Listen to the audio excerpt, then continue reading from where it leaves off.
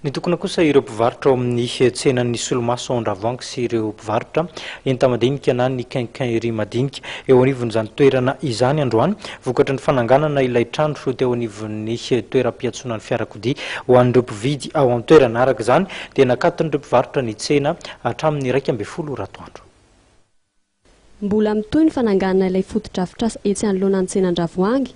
Manoloan'ireo fitarainana nataon'ireo mpivarotra sy ireo sora-baventy napetraka izy ireo eny an-toerana dia tsy nahitana vokany izany satria efa tonga eo amin'ny dingana izay hanafona ilay foto-drafitrasa amin'izao. Raha araka ny resaka farina natao tamin'ireo mpivarotra mialoha izao fitokonana izao dia tsy mbola fantatra izy ireo ny tompony ity foto-drafitrasa ity. Rehefa nisy kosa ny fanatona nataony tamin'ny tompona andraikitra avy amin'ny commune dia voalaza fa fikambanana tsy miankina atao hoe fentra ny tompony ireo trano ireo.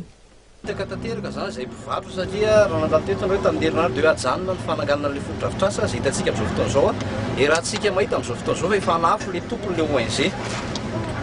Efa mitsangana tanteraka zany ny saina zany hoe efa andalam-panafona izy. Voafitaka tanteraka zany izay raha ny teny zareo hoe eny raha fa ezaka izay ny ampiasanareo dia ho ajanona aloha ilay fananganan'ilay foto-drafitrasa amin'izao fotoana izao moa raha antsika mahita fa mitsangana tanteraka ilay foto-drafitrasa. Izany no natonga ny vahoaka androany tena nirahina tanteraka nanidiny tsena. Ary tena mbola nohatra amin'ny herinay rehetra izay satria averinay itona fa mpivarotra ny teto. Izahay ireo no mivarotra teto dia nampidirina tao anatiny. Amin'izao fotoana izao indray mpivarotra ihany koa izay mifono na miafina ambadiky ny anarana hoe ONG no manorina n'ity foto-drafitrasa ity izay tena resaka varotra tanteraka koa izany no ataon'ny zareo eto.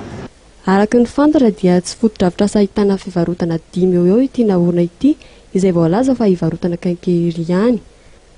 Marina fa ahitana fanamarina fahazoan-dalana anangana avy amin'ny commune ity foto-drafitrasa ity. Nambaran'ireo mpivarotra ary fa tsy hijahana hanao fitakiana izy ireo mandra-pivahan'ny olana mahakasika ity fananganana trano eo amin'ny fitoerana izay tokony fiantsonan'ny fiara ho an'ny mpanjifa ao amin'ny tsena Andravoahangy izay misy ny mpivarotra solomaso ny quincaillerie. Mitaraina izy ireo satria araka ny resaka natao tamin'ireo mpivarotra miisa 500 ireo ao amin'ny tsena Andravoahangy izay mamelona tokantrano maro.